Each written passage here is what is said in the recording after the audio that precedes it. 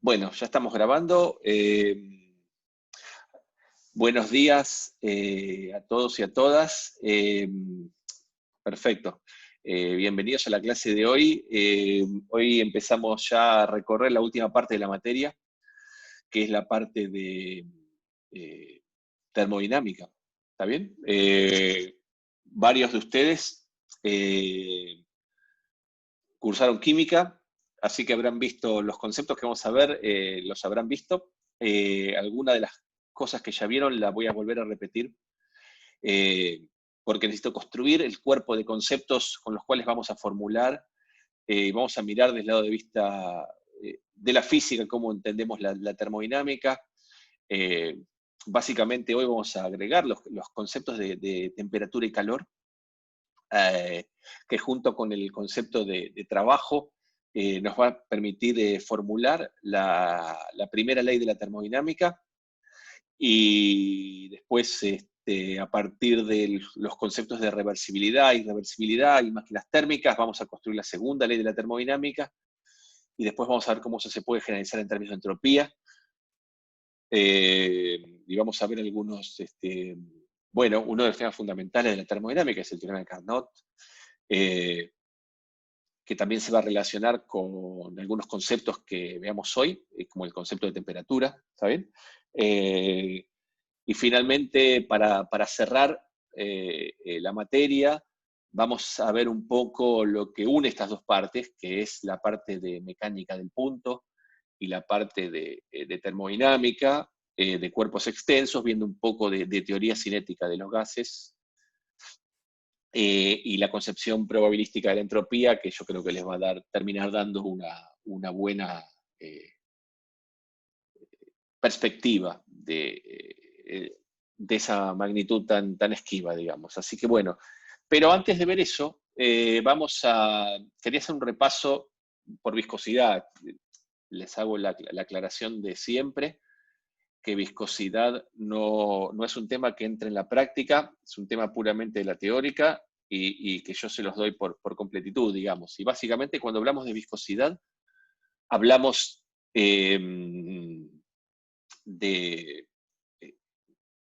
de resistencia interna de un fluido, ¿está bien? Y esa resistencia interna se manifiesta como unas fuerzas de rozamiento. Viscosidad entraría en el final, Antonella, sí. Ahora, como digamos, todavía el final no sabemos, o sea, mi apuesta es a que yo les pueda tomar viscosidad en forma presencial, en viscosidad, el final en forma presencial, ¿está bien? O sea, hasta ahora, y salvo una excepción para las últimas materias y para materias para gente que esté por presentarse a CONICET, y sea estén materias en el final de la carrera, los finales son presenciales, ¿está bien? Así que, y bueno, el escenario que manejamos en principio es que a partir de septiembre se puedan tomar finales presenciales. Existe algún protocolo para eso, así que si el final es presencial, será presencial, y si no, será así. Ya veremos alguna modalidad adecuada para tomar un final a distancia.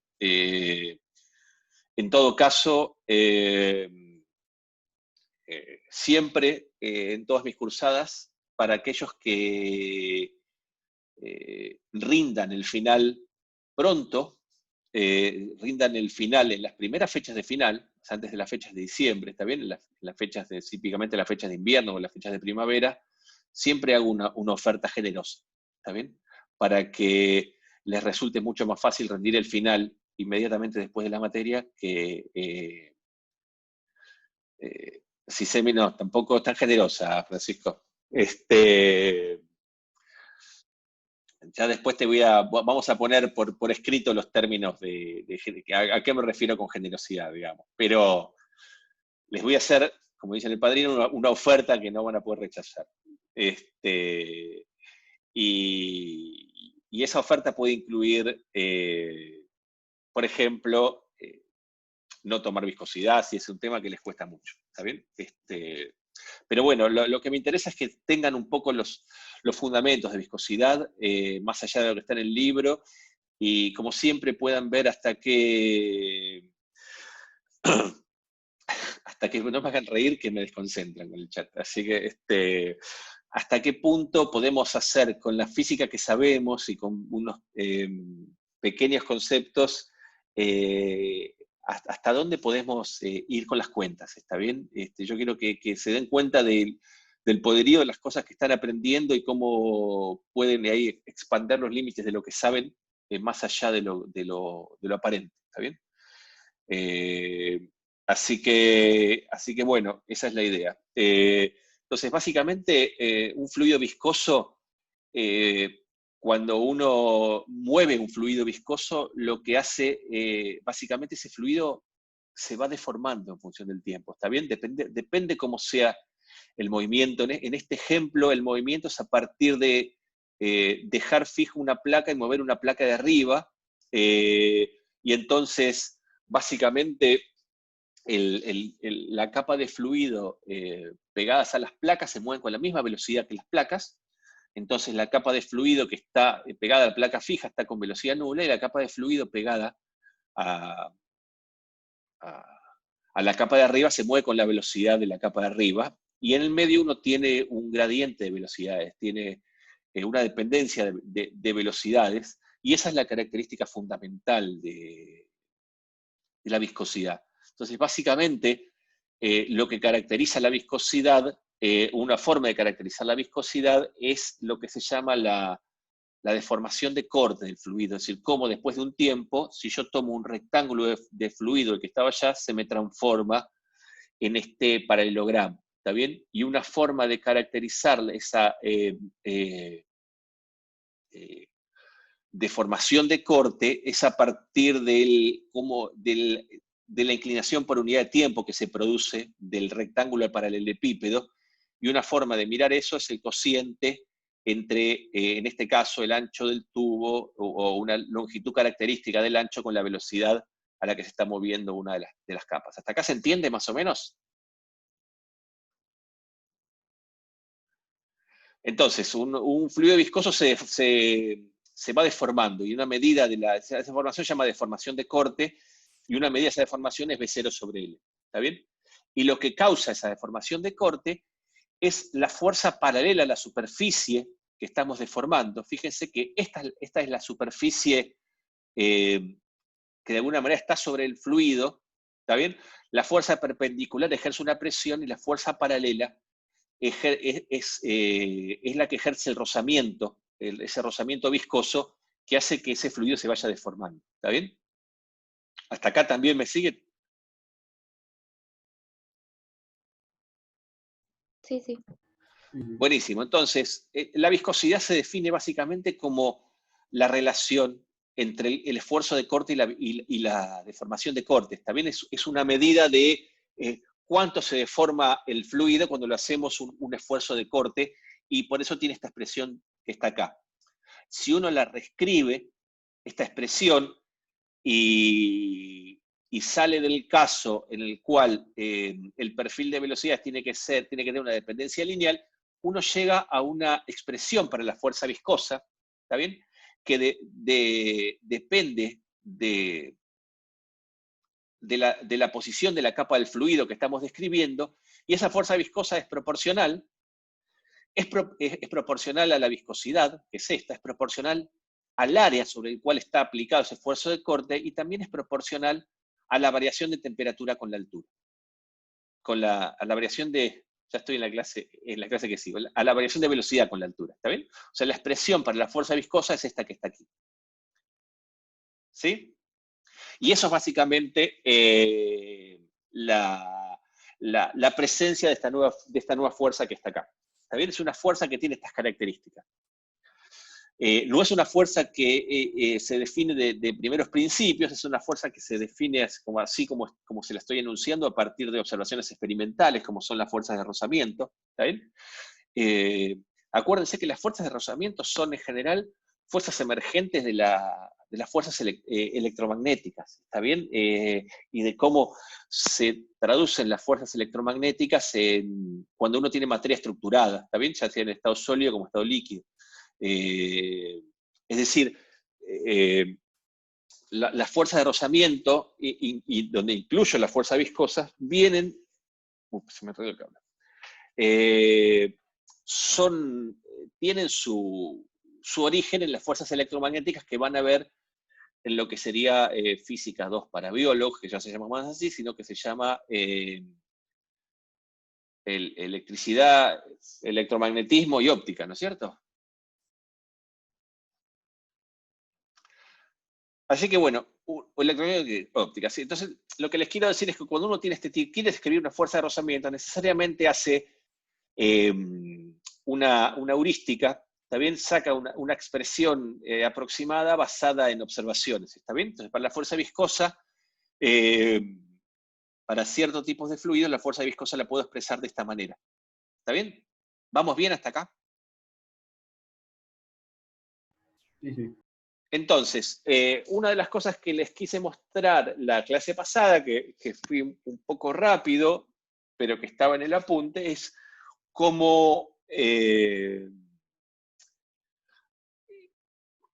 cómo es el flujo de un fluido viscoso. ¿Está bien? Cuando tenemos un fluido viscoso a lo largo de una tubería cilíndrica. ¿Está bien? ¿Y cómo es el caudal de ese flujo viscoso? El caudal de ese flujo viscoso es lo que se llama la ley de Poisseville y es bastante importante tenerla presente, ¿está bien? Sobre todo por sus dependencias, las dependencias con las magnitudes características del tubo, ¿está bien?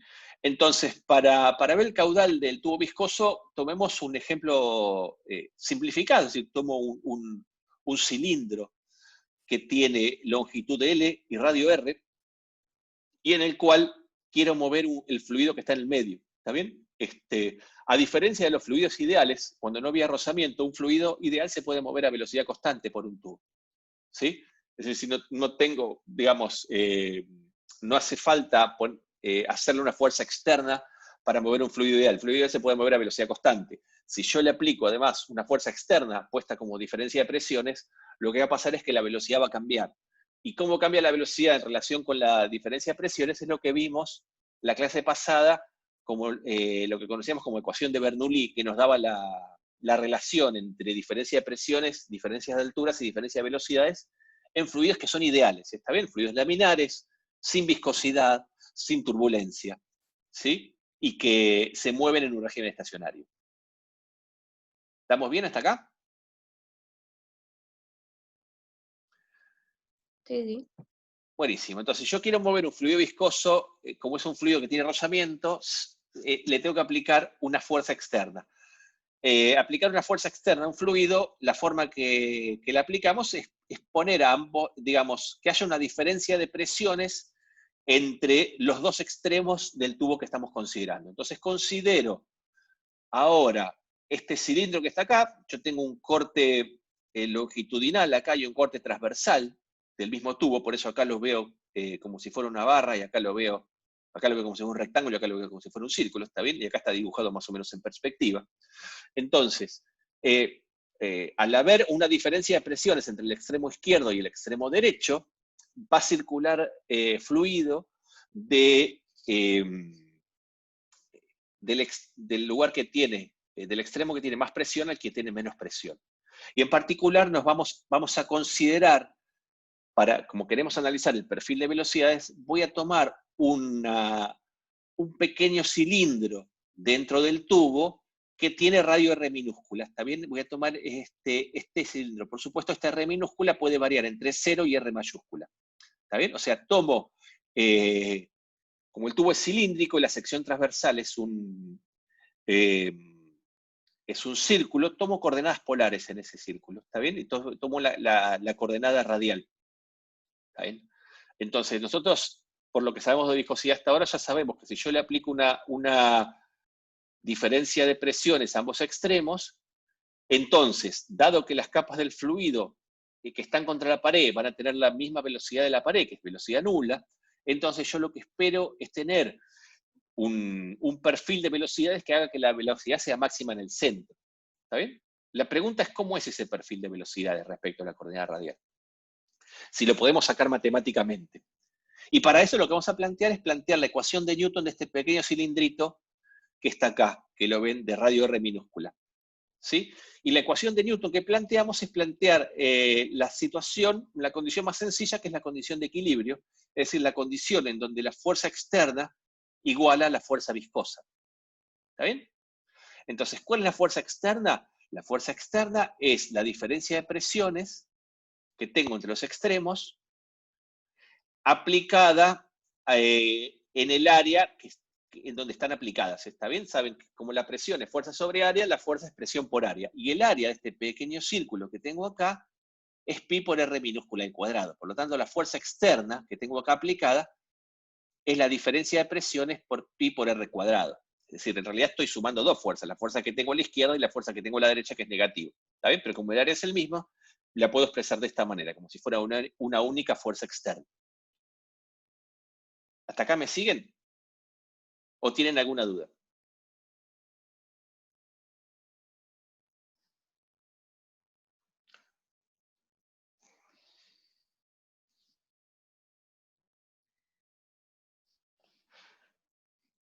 Muy bien. Entonces, ¿cómo es la fuerza viscosa? La fuerza viscosa es la viscosidad por el área sobre el cual está aplicada la fuerza viscosa por la derivada de la velocidad en la dirección en la cual tenemos el perfil de velocidades. ¿Está bien? Y acá, si bien en este problema que tengo acá arriba, el perfil de velocidades era un perfil lineal y plano, está bien, no está descrito por una coordenada ahí, acá ese perfil de velocidades me va a quedar determinado por la coordenada radial que estoy poniendo acá. ¿Está bien? En donde la velocidad va a ser máxima en el centro y va a disminuir a medida que aumenta el radio. ¿Está bien? Entonces, la fuerza viscosa va a ser la viscosidad por el área sobre el cual está aplicada por la derivada de la velocidad respecto a la coordenada radial. ¿Está bien? Y acuérdense que como ahora yo estoy igualando los módulos, como el módulo es un número positivo, yo acá le tengo que poner un signo menos para que toda esta expresión sea positiva. ¿Eso lo ven todo el mundo? ¿Puede ser, lo ven que yo con este signo menos hago que todo esto sea positivo o no?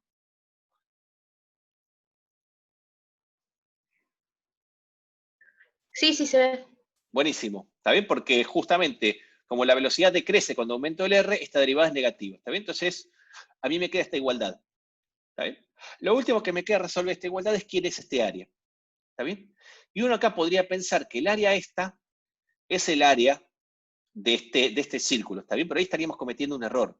Acuérdense que este área que está acá es el área de la superficie sobre la cual está aplicada ese esfuerzo de corte.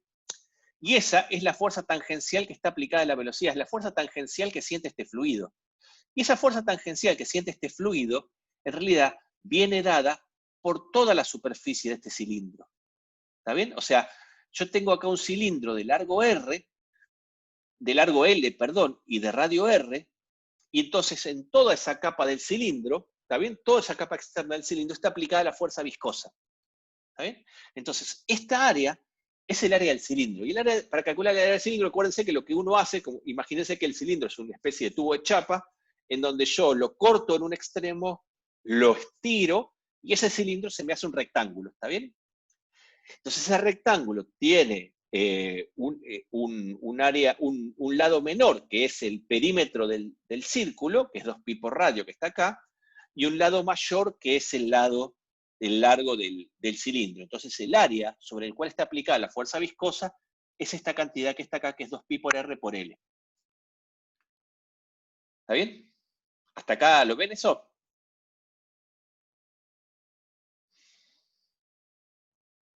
Y si se entendió todo hasta acá, ya está todo listo. El resto es integrar nada más. ¿Está bien? Por eso es importante que estemos acá más o menos todos en la misma página.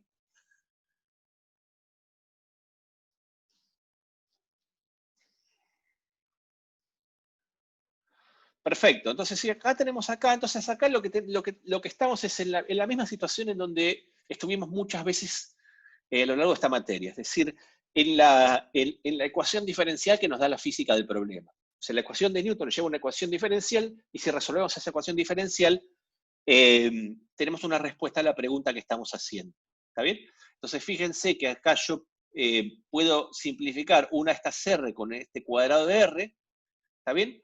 Tengo acá dos variables, la velocidad y la coordenada radial. Entonces, después de simplificar y de ordenar un poco los términos, me queda de esta manera, de B a de R de la izquierda, y menos la diferencia de presiones sobre 2 veces la viscosidad por L, abajo, y todo multiplicado por la coordenada radial arriba. Entonces, lo que hago acá es, paso multiplicando el diferencial de R, e integro ambos lados. ¿Está bien? ¿Se acuerdan que eso era equivalente a integrar respecto de R, hacer un cambio de variable? Bla, bla, bla, esa parte ya la tenemos súper cocinada. ¿Está bien? Entonces, en física hacemos un abuso de notación, pasamos multiplicando el diferencial y resolvemos esta integral. Entonces, la integral de la izquierda es, ¿cuáles son los límites de la integral? Bueno, yo integro entre un R cualquiera y el R, es decir, hago el cilindro, lo puedo hacer tan grande entre el R minúscula y el R mayúscula, que es el diámetro de la tubería. ¿Está bien? Y entonces la velocidad me queda con estos extremos, es la velocidad en la coordenada radial R, y esto es la velocidad en el extremo de la tubería, que es 0, por las propiedades del fluido viscoso. ¿Está bien? Si integramos esto, la integral de la izquierda es directa, la integral de la derecha es muy simple, me da una cuadrática, y si aplicamos las reglas de Barrow, me queda esta expresión acá. Y si se fijan, esto lo que me dice es que la dependencia de la velocidad con la distancia al centro de la tubería es cuadrática, ¿está bien? Siendo la velocidad máxima en el centro y 0 en los orígenes. Es decir, esto me da un perfil perfectamente parabólico. ¿Está bien? Y ese es el perfil de velocidades típico de un fluido viscoso en este tipo de geometrías. ¿Estamos bien hasta acá? Te escucho preguntas, ¿eh? Sí.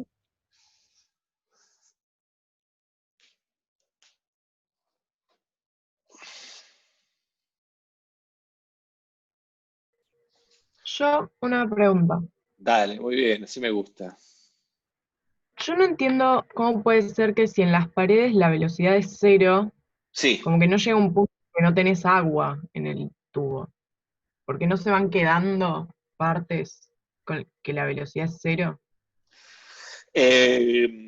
Tenés que, o sea, si vos te fijas bien, la velocidad es 0, o sea, la velocidad tiende a 0 a medida que te acercás. Vos lo que estás diciendo es que acá la velocidad es 0 justo en la tubería. ¿Está bien? Es decir, que lo tenés que pensar como si fuera un concepto, con la misma idea de límite. ¿Está bien? O sea, la velocidad va tendiendo a 0 a medida que vos te acercás a la tubería, y es 0 cuando tenés el contorno, digamos, la chapa o el tubo. ¿Está bien? Pero lo Está que bien. estás diciendo en realidad es que la velocidad es tanto más chica a medida que vos te vas acercando. ¿Está bien? Fíjate que acá estamos tomando como una aproximación continua. Claro, Pero, sí. Sería, profe, la lava al costado como del arroyo ese de lava que se ve en los videos y demás. No por sé si ejemplo, eso. exactamente, digamos, o sea, ahí lo que vos ves es que en realidad todo se termina arrastrando, digamos, está bien, eh, eh, pero efectivamente la lava es un ejemplo de un fluido muy viscoso, digamos, ¿está bien?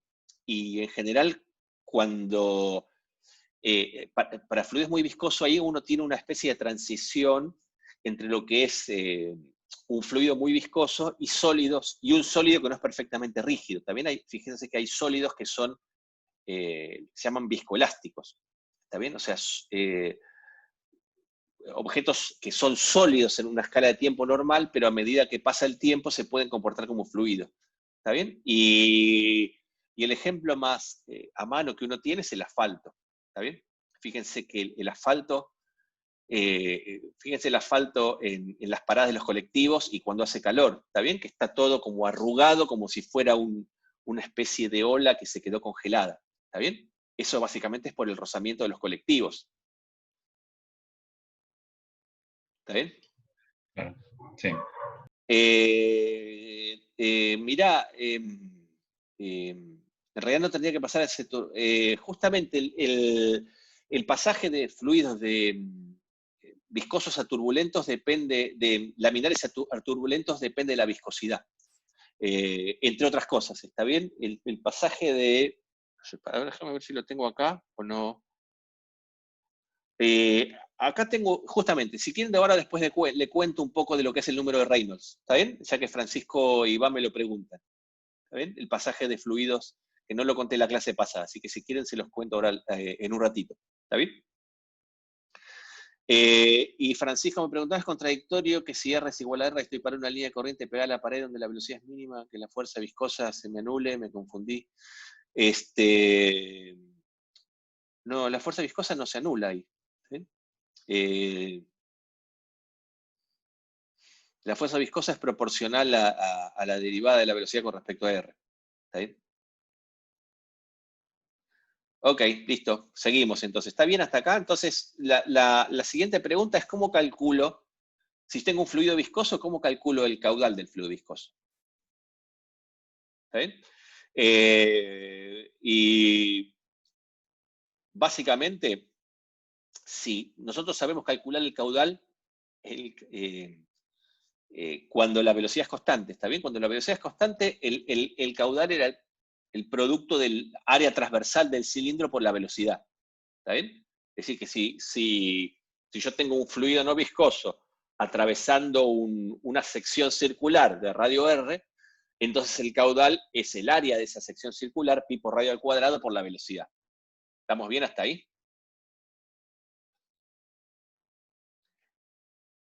El tema cuando uno tiene un fluido viscoso es que justamente esa velocidad depende del radio. Es decir, la velocidad es más grande en el centro y más chica en los extremos. Entonces yo no puedo hacer a lo bruto A por B, porque no tengo una sola B. Tengo un perfil de velocidades, ¿está bien?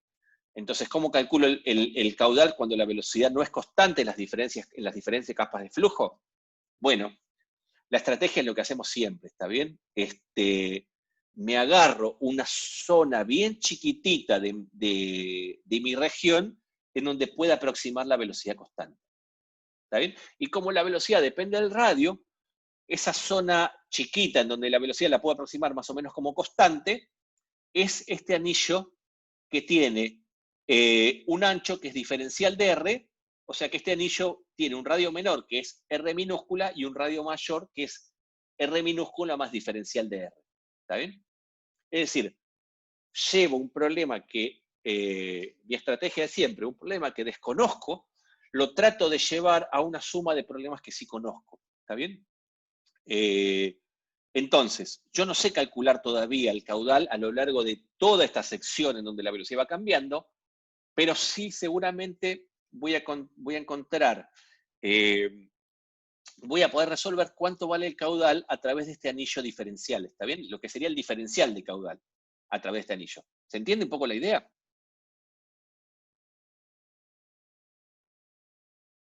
Sí, sí.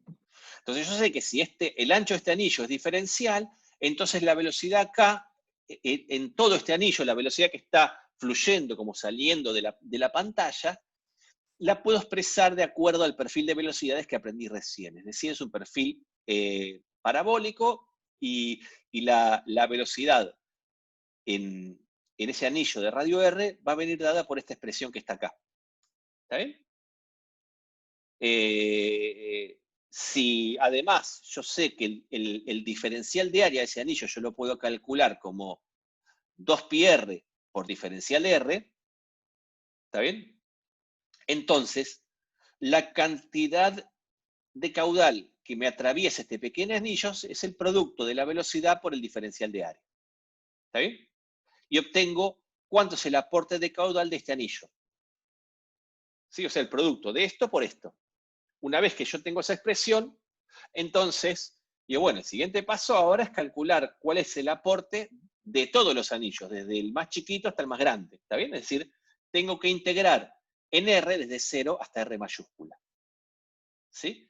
Entonces, justamente, si yo calculo el aporte del caudal de un anillo radio R, el caudal total va a ser la integral, la suma de todos los caudales de esos anillos, o sea, va a ser la integral de multiplicar esta expresión de la velocidad por esta expresión del área.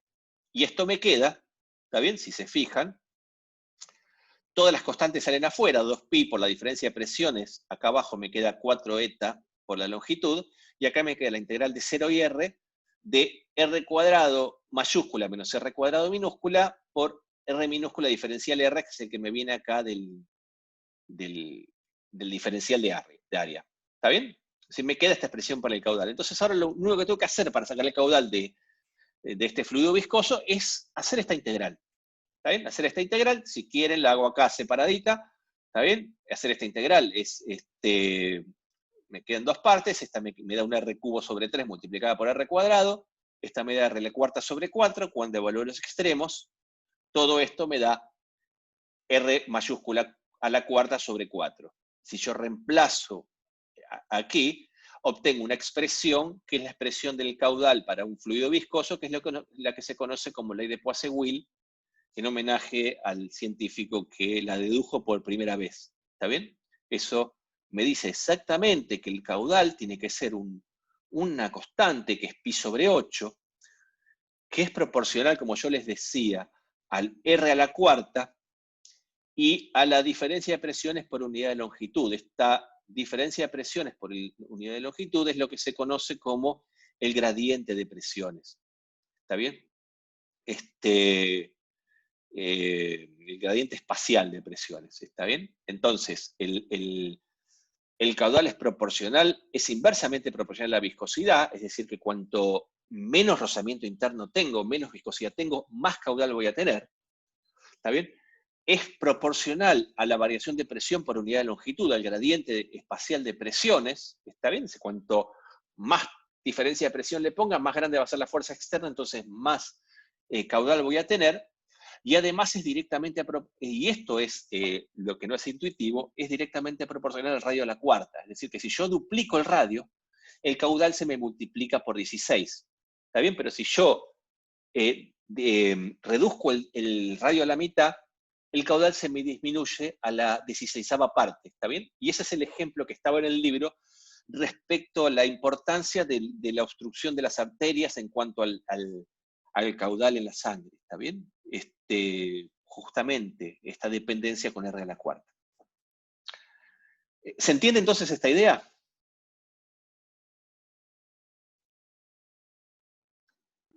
Sí, sí. ¿Está bien? Entonces yo lo que quería mostrarles es que acá me pregunta Luna, perdón, en la integral de A, fíjate Luna, mira, yo lo que digo es, yo voy a calcular el aporte que me hace del caudal, la cantidad voy a calcular el caudal que tengo con este anillo. El caudal que tengo con este anillo es la velocidad que me pasa por este anillo, que es esta expresión de acá, la expresión que me viene acá del perfil de velocidades que saqué antes, por el área de este anillo. Y el área de este anillo, el diferencial de área de este anillo, como es un anillo infinitesimal, es 2pi por el radio por el diferencial de r. ¿Está bien? Entonces, el caudal es justamente B de R por diferencial de A. Y yo lo que hago es, cuando llego acá abajo, de acá a acá, reemplazo B de R por esto que está arriba y reemplazo el diferencial de A por esto que está acá. Por eso te queda, pero no tengo A diferencial de A, sino que me queda el R, cuando hago el diferencial de A me queda R diferencial de R. ¿Está bien? Perfecto. Entonces, yo lo que les decía antes, lo que quería mostrarles es que esto que no está deducido en el libro y que muchas veces cuando uno ve viscosidad se los dan como si fuera un galerazo, sin justificación, a mí lo que me gusta de esto es que con lo que uno aprendió hasta ahora puede sacar perfectamente la expresión para el perfil parabólico, y con esa expresión del perfil parabólico puede hacer la cuenta de cuánto vale el caudal de un fluido viscoso, lo que se conoce como la ley de Poiseuille. ¿Está bien? Eso me parece interesante de ver esto. Y después, como les decía, los ingenieros lo que ven esto, cuando ven caudal, o sea, un flujo de una cantidad que va atravesando una sección transversal, y ven un gradiente o una cantidad escalar que está a otro lado. Buenísimo. Gracias, Constanza, por el dato. Si la tenés, mandás o subí al foro una foto de eso, digamos. ¿Está bien? Esto lo ven muy parecido a la ley de Ohm. ¿Alguno de los que está acá vieron o saben de qué hablo cuando hablo de la ley de Ohm?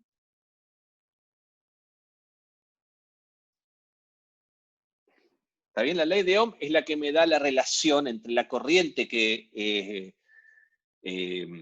fluye por un conductor y la diferencia de potencial que hace que eso fluya. ¿Está bien? La diferencia de potencial es una medida de la fuerza eléctrica, ¿está bien? Y básicamente nuestra experiencia cotidiana es lo que uno tiene en el enchufe, que tiene 220 volts de corriente alterna, o el volt y medio que te da cualquier pila que compres en el kiosco, ¿está bien? Entonces, vos sabés que si yo agarro una pila y le conecto un alambre, va a circular una corriente eléctrica por ese alambre, ¿está bien? Esto en lugar de ser una corriente eléctrica es una corriente de fluido, ¿está bien? Entonces la corriente eléctrica es una medida del flujo de electrones que atraviesa una sección transversal del alambre. Y dada la diferencia de potencial, ese volt y medio que te da la pila, la corriente que va a circular depende de qué resistencia encuentre en el alambre, ¿está bien? Básicamente esa es la ley de Ohm y la van a ver en la segunda parte en electromagnetismo y óptica, ¿está bien? Cuando la vean en la siguiente física. Pero el equivalente de esto es la ley de Ohm para fluidos viscosos, que es que la diferencia de presión la podemos expresar como el producto del caudal por la resistencia hidrodinámica, y la resistencia hidrodinámica es una cantidad que depende de las dimensiones del tubo y además de la viscosidad del fluido. ¿Está bien? O sea que si uno ya conoce la ley de Ohm de antes, puede plantear una especie de ley de Ohm para fluidos viscosos, y para la gente que hace ingeniería, esta parte lo expresan un poco de esta manera, digamos. ¿Está bien? Bueno, ¿vamos bien hasta acá? ¿Se entendió un poco entonces lo que nos había quedado medio pendiente de viscosidad en la clase pasada?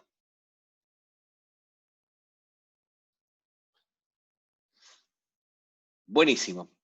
Entonces, lo otro que me había quedado pendiente de la clase pasada es un poco contarles el delta al revés significa ¿qué delta al revés? Este es un delta al derecho, no es un delta al revés, ¿eh? En observaciones. Sí, perdóname. ¿Este delta al revés? Sí. Es la noción de gradiente. Ya hemos visto algo de gradiente en la primera parte de la materia, y si están cursando alguna de las materias de análisis en la Facu, no sé si es análisis o matemática 1 para biólogos y geólogos, este gradiente al revés con una flechita arriba es lo que te da las derivadas espaciales. Es derivada con respecto a X, derivada con respecto a Y, derivada con respecto a Z. ¿Sí? ¿Te suena algo, María Sol, o no? ¿Sabe dónde vimos el gradiente también? ¿Cuándo hablamos de gradiente? ¿Alguien se acuerda cuando hablamos de gradiente en la primera parte?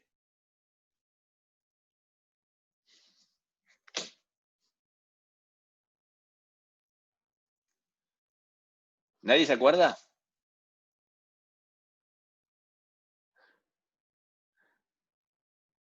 El gradiente de la energía potencial con un signo menos es la fuerza.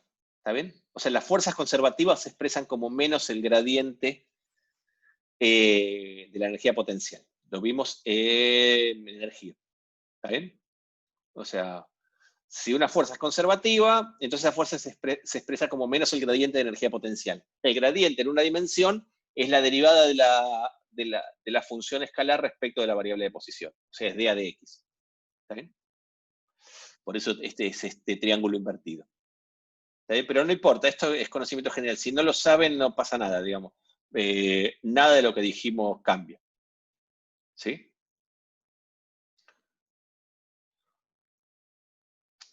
Bueno, y lo que quería hablarles un poco es casi a modo de divulgación, para que justamente como salió y me lo preguntaban y un poco lo pasamos por arriba, es el término del número de Reynolds. ¿Está bien? En mecánica de fluidos, como en otras áreas de la física, a veces es importante adimensionalizar las ecuaciones, es decir, llevarlas a magnitudes que son adimensionales. Y la forma de adimensionalizar una ecuación es dividir cada magnitud por una longitud característica, digamos. Definir las coordenadas de posición, dividirlas por una longitud característica, dividir el tiempo por un tiempo característico.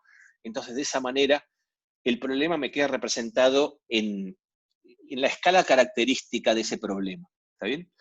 Que es un poco lo que dice acá. En particular, en mecánica de fluidos se usan números adimensionales para describir distintas instancias del fluido, y en particular el pasaje de flujo laminar a flujo turbulento se describe en términos de un número dimensional que se llama el número de Reynolds. Ese número de Reynolds, el pasaje de flujo laminar a flujo turbulento, básicamente depende de 4 variables físicas distintas: de la densidad del fluido, de la velocidad del fluido, de una velocidad característica, de alguna dimensión característica que típicamente es el radio de la tubería, y de la viscosidad. Entonces, con esas 4 magnitudes uno se puede armar un número dimensional, ¿está bien? Un número que no tiene dimensiones, que se llama número de Reynolds. ¿Está bien? Y típicamente, y estas son observaciones experimentales, si el número de Reynolds es menor que 2000, el flujo está en un flujo laminar, digamos. ¿Está bien? Y si el número de Reynolds es mayor que 3000, el fluido se empieza a mover en un régimen turbulento, y en el medio uno tiene un régimen de biestabilidad, donde el sistema puede estar indistintamente en un régimen o en el otro. ¿Está bien? Entonces fíjense que para que el número de Reynolds sea chico y el flujo sea laminar, la velocidad a la que se mueve el fluido tiene que, de alguna manera, ser chica respecto a la viscosidad. ¿Está bien? O sea, si yo tengo un fluido viscoso, cuanto más grande es la viscosidad, más probable es que lo encuentre, para una misma velocidad, más probable es que lo encuentre en un régimen laminar. ¿Está bien? Pablo, una preguntita. Decime. ¿A qué le llamas flujo? O sea, ¿cuáles serían las características de un flujo laminar? El flujo laminar es cuando las líneas de fluido no se mezclan, ¿está bien? Cuando las líneas de flujo no se cortan, sino que van, se comportan como si fuera una lámina arriba de la otra, y a lo sumo se juntan o se alejan, pero siempre sin cortarse. ¿Está bien? Ok, perfecto, sí, sí. Entonces, básicamente es cuando vos no tenés componentes, o sea, cuando cada componente del fluido, cuando vos agarras un elemento de fluido, ese elemento de fluido se está trasladando. ¿Está bien? Cuando el régimen pasa a ser turbulento, entonces el fluido pasa a tener lugares en donde tenés rotaciones. Entonces, para describir ese movimiento tenés que incluir movimientos de rotación interna. Por eso en las ecuaciones generales aparecen términos que son el rotor de la velocidad, si alguno lo vio en alguna versión de análisis. ¿Está bien? Si uno ve funciones en varias variables, ve que los operadores de derivada, que es el gradiente, se extienden a unas funciones que se llaman divergencia y rotor. No sé si alguno la vio, ¿le suena lo que estoy diciendo?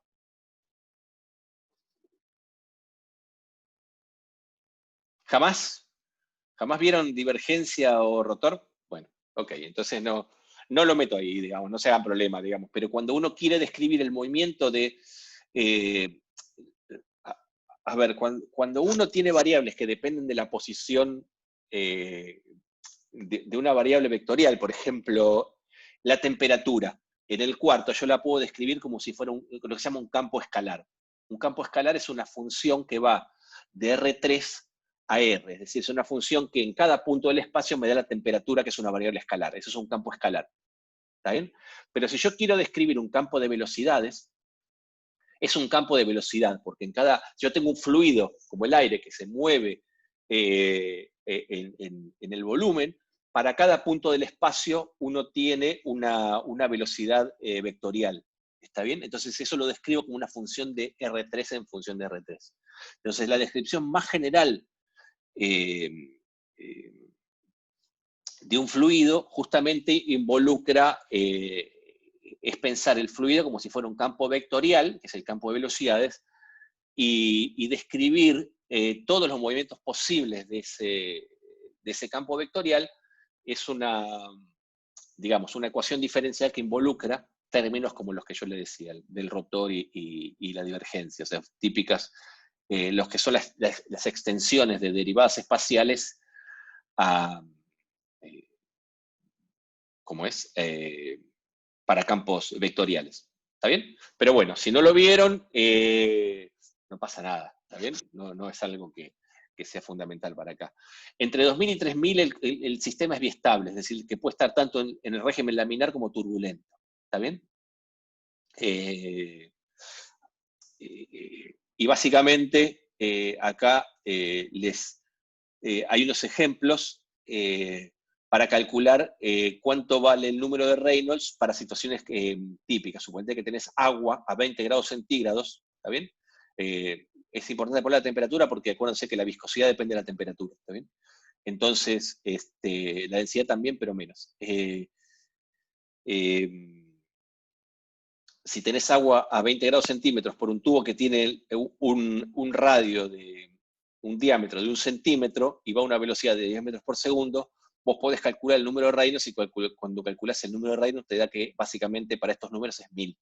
Es decir, que vos ya sabés que está en el régimen laminar. Entonces, si para este tubo, ¿está bien? A esta temperatura, si vos haces circular agua por este tubo, entonces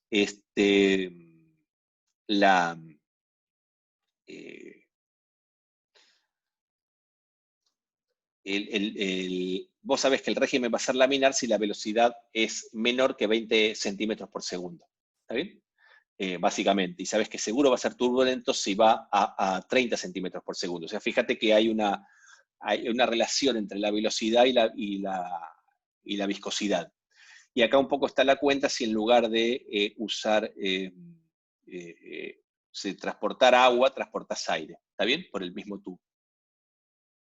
Sí, así que bueno, esta es un poco la idea de lo que me había quedado colgando en la clase pasada y simplemente la idea de que el término, el traspaso de un régimen laminar a un régimen turbulento se puede escribir básicamente en términos de número de Reynolds, simplemente para describirles, para que sepan qué es el número de Reynolds y cómo lo calculo, ¿está bien? Pero no vamos a profundizar más acá, no vamos a ver nada de esto, ¿está bien? Así que con esto paro acá.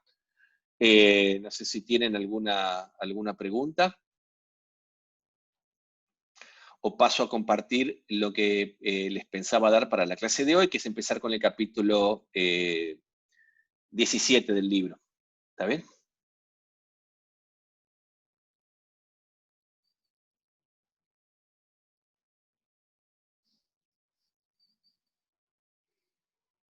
¿Sigo entonces?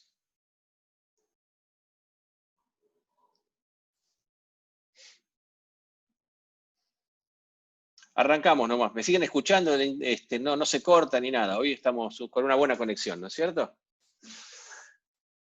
Entonces, el capítulo del libro y lo que vamos a ver hoy son los conceptos de temperatura y calor. ¿Está bien? Y que si bien a veces lo usamos indistintamente o sabemos que están relacionados, es importante saber bien que son dos cosas muy distintas y cuál es la diferencia, ¿está bien? Y cómo se define adecuadamente, ¿está bien? Y básicamente nos interesa hablar de esto porque temperatura y calor, junto con los conceptos de trabajo y de energía que ya vimos antes, son son las magnitudes básicas para describir la termodinámica de un sistema extendido. ¿Está bien? Y es lo que vamos a ver en las siguientes clases. Entonces, lo primero que vamos a ver es la noción es el concepto de temperatura y cómo lo que me define la temperatura básicamente está ligada al concepto de equilibrio térmico. ¿Está bien? Entonces, las ideas de temperatura que uno tiene básicamente se basan en la sensación de caliente o frío que tenemos al tacto. ¿Está bien? Pero ahí hay que tener cuidado cuando uno usa eso, porque esas, digamos, en esa experiencia de temperatura también involucra el calor, digamos, ¿está bien? O sea, para conocer de alguna manera la temperatura de un cuerpo, vamos a ver que también siempre involucramos el proceso de transferencia de calor, y por eso es importante diferenciar las dos cosas, ¿está bien? Pero sí sabemos que, digamos, la temperatura está asociada si algo se siente caliente o frío, y además que, digamos, muchas propiedades dependen de la temperatura, es decir, hay muchas magnitudes físicas que varían con la temperatura, y eso es lo que uno usa para medir temperatura, ¿está bien? Por ejemplo, uno sabe que si una barra la calienta, esa barra se expande, ¿está bien? Cambia su longitud y cambia su volumen. O que si uno aumenta la presión en un líquido que tiene, o en un gas que tiene confinado a un volumen, también aumenta la temperatura. Y también lo que se conoce de lo que se sabe de electricidad es que la capacidad de conducir de un alambre conductor también varía con la temperatura, la resistencia eléctrica varía con la temperatura, ¿está bien? Entonces, vamos a ver que justamente se puede usar esas propiedades para medir temperatura, ¿está bien? Vamos a ver más adelante, acá lo ven en el capítulo 18, pero nosotros lo vamos a hacer a menos que cambie de idea de acá hasta la clase que viene, ¿está bien? Mi idea es darlo al final. Vamos a ver que la temperatura se puede estar relacionada con la energía cinética de las moléculas que conforman el gas, ¿está bien? Sin embargo, no vamos a ir por ahí, a pesar de que el libro a veces recorre un poco este camino, porque la termodinámica, tal como fue desarrollada y tal como justamente el poderío de la termodinámica es en que es una teoría puramente macroscópica, es decir, que uno puede enunciar la termodinámica completa sin entrar en detalles de cómo está compuesta la materia, ¿está bien? Y ese es el camino que vamos a recorrer hasta la última clase, en donde veamos un poco la conexión entre la termodinámica y las moléculas que la subyacen, ¿está bien? Pero mientras tanto vamos a tratar de pensar la termodinámica sin recurrir, por lo menos en cuanto a las deducciones que hagamos, sin recurrir a la estructura molecular subyacente, ¿está bien? Entonces, la propiedad de expansión de un líquido con la temperatura es lo que se usa típicamente en los termómetros de mercurio o de etanol, uno tiene un reservorio de mercurio en un... bueno, ahora no se usa más, pero cuando yo era chico, en general uno tenía un termómetro de mercurio, y ahora únicamente se usa esos termómetros viejos que todavía se usan para medir la fiebre cuando uno está enfermo, ¿está bien? Aunque, bueno, yo ya no tengo más de eso, tengo otro termómetro, digamos, esos que miden termómetro en la oreja. Pero existen y imagino que todos lo conocen, digamos, este principio. Entonces, cuando uno pone esto en contacto con un cuerpo que le quiere medir la temperatura, si la temperatura que quiere medir es más grande que la temperatura a la cual estaba el líquido, lo que pasa es que al ponerse en contacto, esto se va a expandir, y entonces uno sabe que cuanto más caliente esté el objeto que le quiere medir la temperatura, más se va a expandir. Entonces, de alguna manera, la expansión del líquido en este vaso capilar es una medida de la temperatura. ¿Está bien? Ahora también saben que para medir temperatura yo tengo que esperar un rato, ¿está bien? Me pongo el termómetro y tengo que esperar hasta que el termómetro se estabilice, ¿está bien? Esa condición en donde el termómetro se estabiliza, es decir, donde ya no se producen más variaciones por el intercambio que se está dando entre el termómetro y el objeto en el cual le queremos medir la temperatura, es lo que se llama equilibrio térmico. ¿Está bien? Entonces, el equilibrio térmico ya se logra cuando no hay más variaciones entre los objetos que están intercambiando esa cosa que están intercambiando, y que vamos a ver que esa cosa que están intercambiando es lo que llamamos calor. ¿Está bien?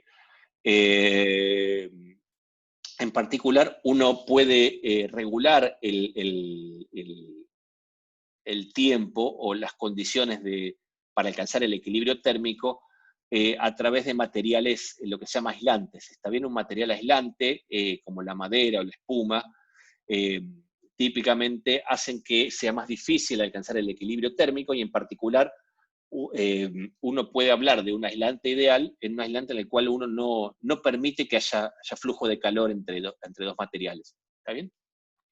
Entonces, vamos a enunciar ahora lo que se conoce como ley cero de la termodinámica, ¿está bien? Que es un concepto fundamental para entender el equilibrio térmico, y para eso imaginemos que tenemos 3 sistemas que llamamos A, B y C, que inicialmente no están en equilibrio térmico, y esos sistemas los ponemos en una caja aislante, de manera que solo pueden interactuar entre sí y no con nada que sea externo a ellos. ¿Está bien?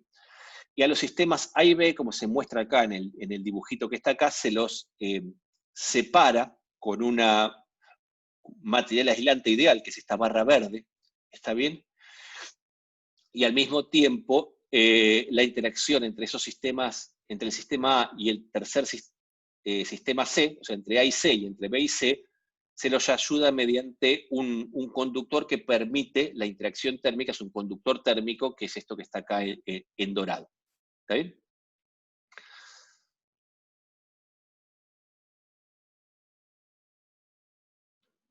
Y luego, entonces, cuando hacemos esto, el sistema A y el C están interactuando, lo mismo que el A y el B y el C. Entonces esos sistemas van a interactuar y van a llegar al equilibrio térmico.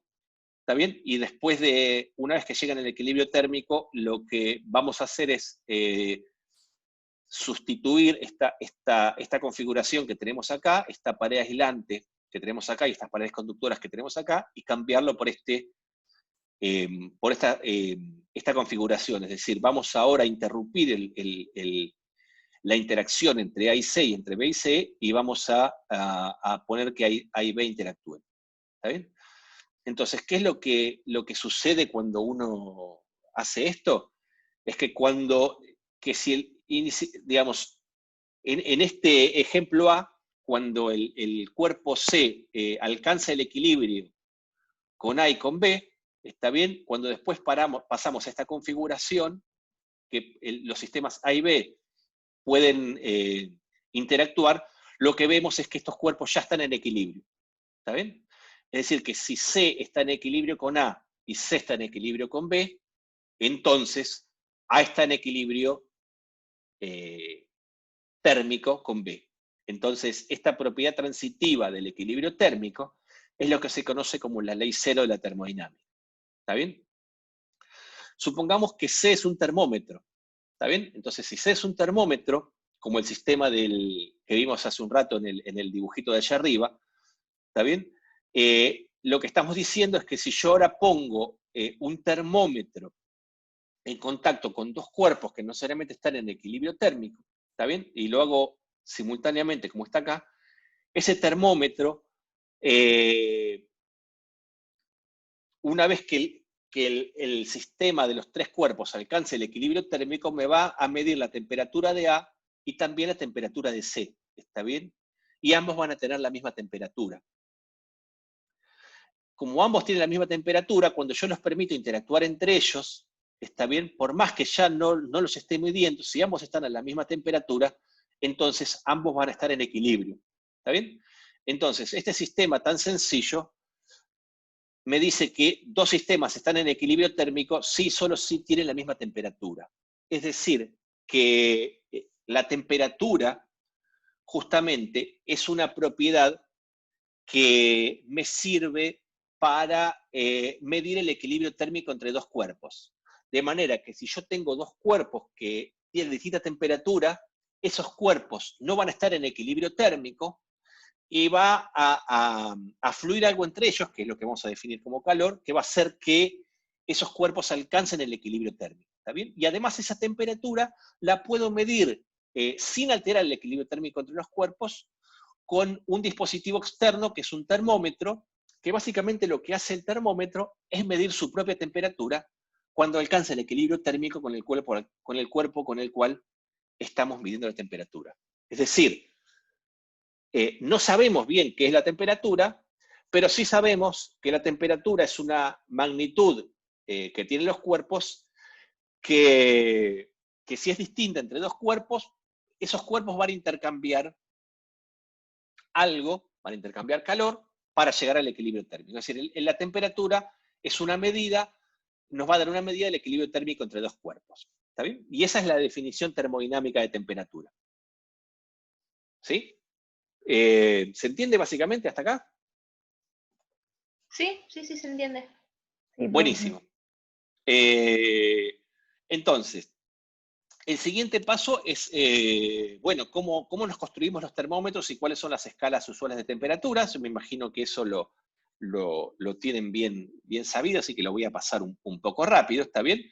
Pero si yo entonces tengo un termómetro y quiero medir temperatura, lo tengo que calibrar con algunos puntos de referencia, ¿está bien? Entonces, supongamos que tenemos... tenemos un experimento en el cual tenemos a presión atmosférica hielo en contacto con agua, ¿está bien? Es en donde está pasando, el hielo se está derritiendo o el agua se está congelando, marcamos a ese como punto de referencia, le damos el nivel 0, ¿está bien? Y luego calentamos el agua y cuando el agua se empieza a evaporar a ese nivel de temperatura le ponemos la etiqueta de 100, ¿está bien? Y dividimos todo en una escala lineal que vaya entre 0 y 100. Bueno, esa forma de definir temperatura es lo que se llama la escala Celsius o centígrada, ¿está bien? En donde dividimos en 100 la escala de temperaturas entre el punto de congelamiento del agua y el punto de evaporación del agua a presión atmosférica, ¿está bien? Y es la que usamos habitualmente. Acá les explico un ejemplo en donde uno se puede usar como termómetro una tira bimetálica, en el cual uno tiene dos metales que básicamente se expanden a distinta, uno se expande más que el otro, y a distinta tasa.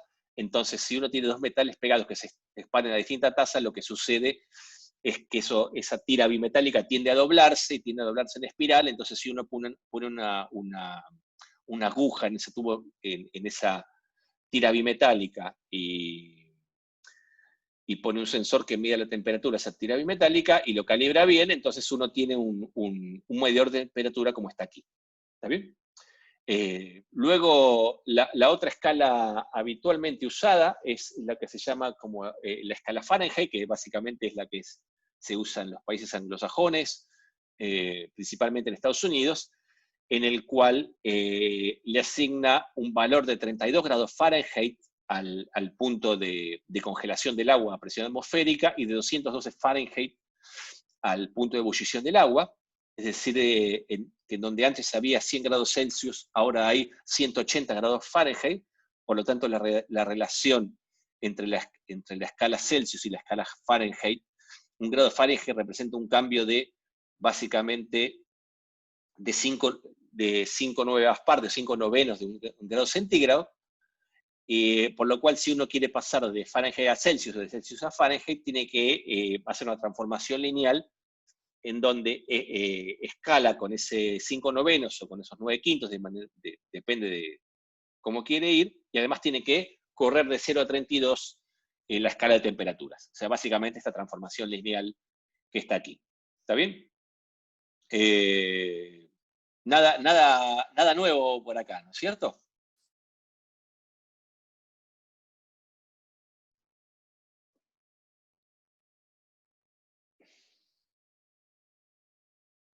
¿Me quedé solo? ¿O estamos todos acá?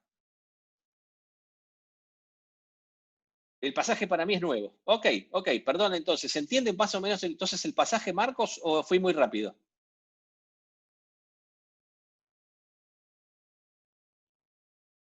¿Non se entiende o no coma se entiende? ¿Querés que lo diga de vuelta? Se entiende, perfecto, perfecto. Muy bien. ¿Alguien tiene alguna pregunta hasta acá?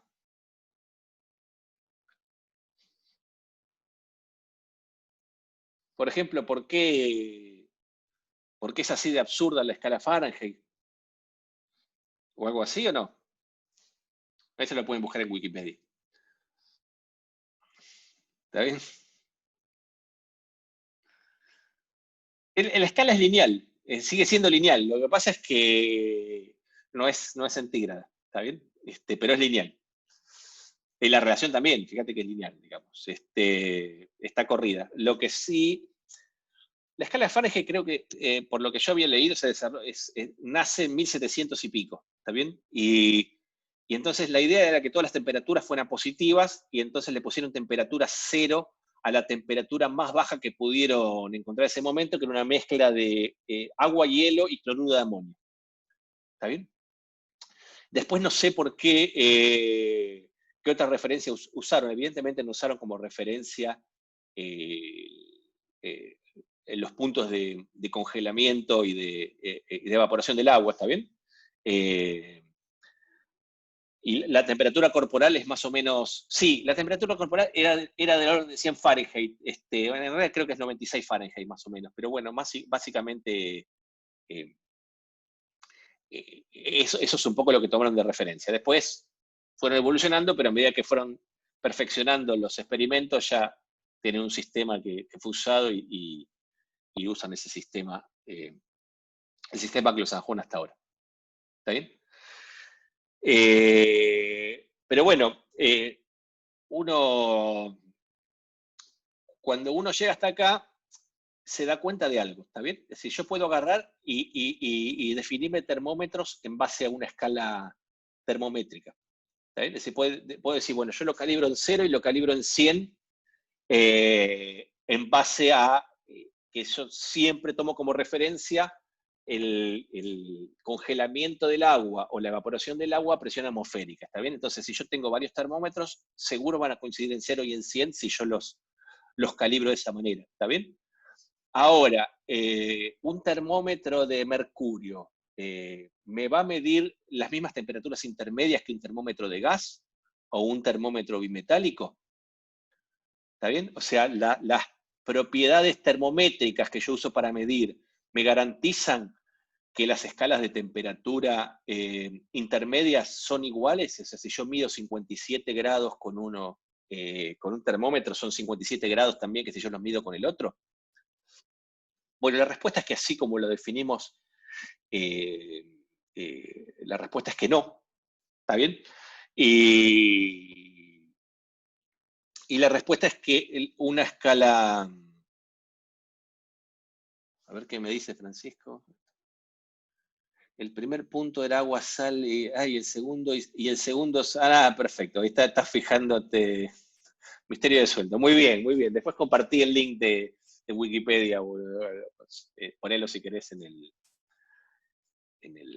el foro o por acá. Bueno, volviendo, salimos de la escala Fahrenheit, ¿está bien? Entonces, lo que yo les decía es que de la forma en que definimos temperatura y la forma que usamos para medirla, no tenemos ninguna garantía de que dos termómetros distintos me midan la misma temperatura más allá de las que usamos para calibrar, lo que son el 0 y el 100. ¿Está bien? Entonces, ese problema se va a resolver recién cuando se defina temperatura de una manera absoluta, y eso lo vamos a ver en el capítulo 20 del libro, o cuando veamos el teorema de Carnot a partir de un ciclo de Carnot. ¿Está bien? Recién a partir de un ciclo de Carnot uno puede tener una definición absoluta de temperatura. Y vamos a ver que esa definición absoluta de temperatura coincide exactamente con la escala Kelvin que vamos a definir acá, y con la que me mide un termómetro de gas bien diluido, ¿está bien? Cuando uno se fabrica un termómetro de gas ideal, ¿está bien? Entonces el principio del termómetro de gas es que uno mete gas en un volumen constante, y entonces cuando aumenta la temperatura, aumenta la presión. Entonces, medir la presión es una medida de la temperatura, ¿está bien? Lo calibramos igual que lo calibramos antes. El dibujito básicamente de un termómetro de gas es esto que está acá, y está bien. Y si uno se arma distintos termómetros de gas, con distintos gases o con distintas cantidades de gas, y grafica la presión en función de la temperatura, tiene gráficos como esto que les estoy mostrando acá del 17.5, en donde tiene, si el gas es suficientemente diluido, tiene relación lineal con estos, y lo que se observa es que si uno extrapola estas relaciones lineales, ¿está bien? Todas se cortan en el mismo punto del eje horizontal, es decir, todas se extrapolarían hacia un punto de presión cero a una temperatura que es de menos 273.15 grados centígrados. ¿Me escuchan ahí o se cortó? Porque me salió un cartel de conexión inestable. Se escucha, se escucha. Perfecto. Entonces, esto que por supuesto no es posible llegar experimentalmente, porque cuando uno va bajando la temperatura, los gases se liquidifican y se solidifican a presiones bajas, ¿está bien? O sea que estas curvas no pueden llegar en forma sólida hasta allá, pero esta extrapolación, que no importa qué gas se use, siempre llega hasta un punto en el cual la presión sería 0 a menos 273.15 grados centígrados, lleva a la definición de la escala Kelvin, o la escala de temperaturas absolutas, en el cual a este punto se le llama el cero absoluto, y la escala Kelvin se mide a partir, son todas temperaturas positivas a partir de ese cero absoluto. ¿Está bien? Y eso es básicamente lo que define la temperatura Kelvin. Es una escala centígrada, pero básicamente corría hacia el cero absoluto respecto a la escala centígrada en ese intervalo. ¿Está bien? Bueno, después acá tiene a mi gusto un cartelito bastante gracioso, que es que dice: nunca diga grados Kelvin, que se dice Kelvin y no grados Kelvin, ¿está bien? Y les pareció que esto era lo suficientemente importante como para poner un párrafo y hacer un dibujo, ¿está bien? Así que bueno, nunca digan grados Kelvin, no saben lo que les va a pasar. ¿Sí? Entonces, cuando uno define los grados Kelvin, dado que la escala Kelvin, sí, yo digo grados Kelvin, a mí algo malo me va a pasar, ¿está bien? Así que, Beetlejuice, bueno, una película nueva está citando Francisco. Dado que digamos, en la escala Kelvin la presión es cero a temperatura cero, entonces uno, si tiene un termómetro de gas y va a medir temperatura en Kelvin, necesita solo un punto de referencia, ¿está bien? Porque la relación entre dos temperaturas directamente va a ir como la relación entre dos presiones, cualquiera, ¿está bien? Entonces, para para usar un termómetro de gas y medir la temperatura en kelvins, dije kelvins ahora, es necesario tener un solo punto de referencia en lugar de dos, como teníamos antes, y para ese punto de referencia se usa típicamente lo que se llama el punto triple del agua, que es una combinación de presión y temperatura a la cual el agua puede coexistir en los tres estados. Es decir, una temperatura que es una décima por arriba de 0 grados, o sea, 0,01 grados centígrados, a una presión de 610 pascales, que es una presión bastante más baja que la presión atmosférica. A esa combinación de presión y temperatura, el agua puede coexistir en sus tres estados. No es estado plasma. ¿Saben? El estado plasma en general es un estado que se da a altísimas temperaturas en el cual se empieza a ionizar el gas. ¿Está bien? Este no es estado plasma. Es el punto triple. ¿Está bien? Esa temperatura que en la escala centígrado es 0,01 grado, en la escala Kelvin es 273,16 Kelvin. ¿Está bien? Por lo tanto, si vamos a usar un termómetro de gas, simplemente se puede usar el punto de referencia de la temperatura del punto triple, la presión en el punto triple, para, midiendo la presión en cualquier estado, estimar cuánto es la temperatura. ¿Está bien? Muy bien, Francisco está full con la información externa, así que ahí compartiendo para todos. Muy bien. Bueno, acá en el recuadrito 17.7 lo que ven es una comparación entre las tres escalas de temperatura, ¿está bien? Descendiendo la temperatura de arriba para abajo, en la escala Kelvin, la escala centígrada y la escala Fahrenheit. Lo pueden mirar sin problema, ¿está bien? Es para que lo tengan. La sección de expansión térmica me la voy a saltear, ¿está bien? La pueden ver si quieren. No es algo que lo vayamos a ver en detalle, ¿está bien? Pero me interesa pasar acá al concepto de calor, ¿está bien? Que es un poco, ya lo venimos mencionando cuando hablamos hace un rato, ¿está bien? Acá dice, bueno, si metemos una cuchara fría en una taza de café caliente, la cuchara se calienta y el café se enfría para establecer el equilibrio térmico. La interacción que causa estos cambios de temperatura es básicamente una transferencia de energía de una sustancia a otra. Esa transferencia de energía que se da exclusivamente por diferencia de temperatura es lo que se llama flujo de calor o calor, y que realmente llevó mucho tiempo entender qué era lo que pasaba y a qué se debía. Desde mucho tiempo se pensó que realmente había una sustancia que fluía del cuerpo más caliente al cuerpo más frío. Esa sustancia llegó a tener nombre, se llamaba el calórico, y se lo intentó medir de distintas maneras, ¿está bien? Hasta que básicamente se entendió que el calor era una forma de transferencia de energía, ¿está bien? Y uno de los pioneros, las personas más importantes en entender el calor y su relación con la energía fue James Joule, un científico inglés que vivió, como ven por acá, en el siglo XIX, ¿está bien? Y que básicamente es uno de los que hizo contribuciones muy importantes para el desarrollo de la termodinámica, ¿está bien?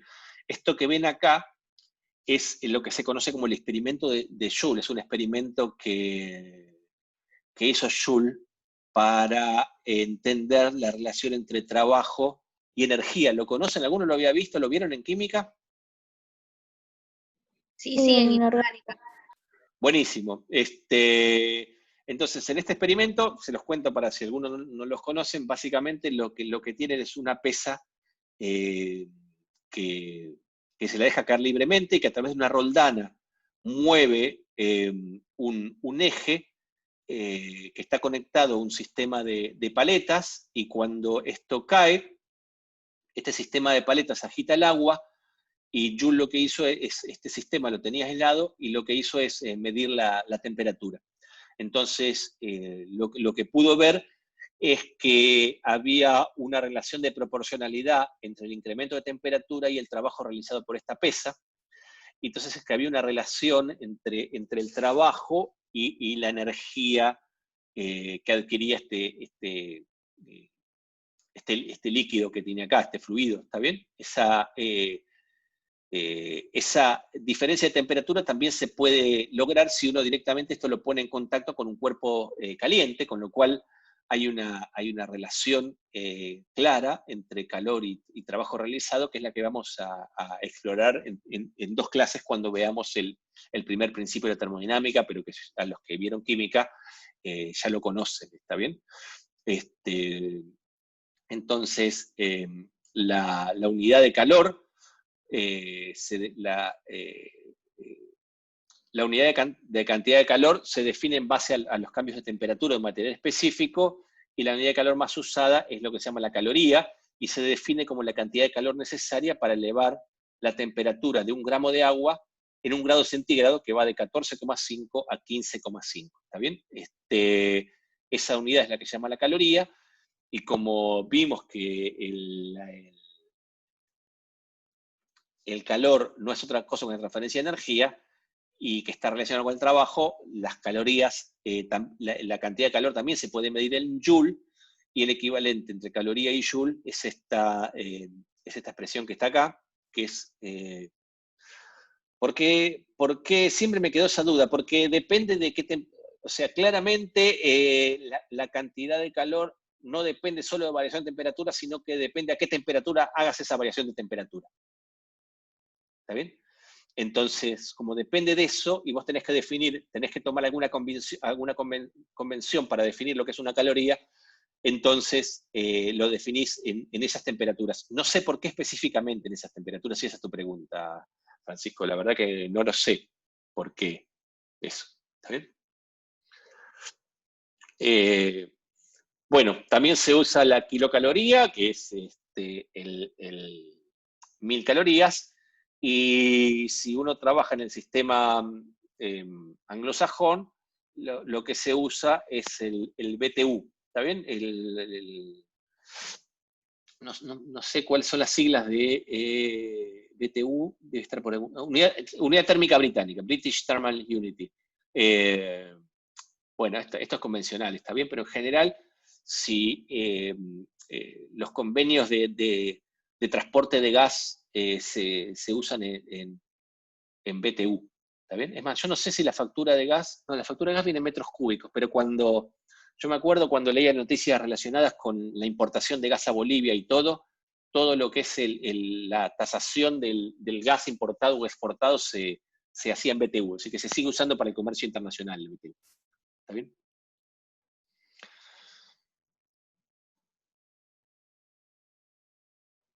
Lo que evidentemente, sí, porque como lo vamos a ver, yo todavía el calor específico que definimos acá, para muchos materiales el calor específico depende de la temperatura. Es decir, no es lo mismo si la transferencia de calor se realiza a una temperatura que a otra. ¿Está bien? Esa es tu pregunta, Francisco. ¿Sí? Pero igual para lo que lo vamos a ver nosotros, para gas ideal, que ustedes ya lo conocen, el calor específico se puede aproximar como constante. ¿Está bien?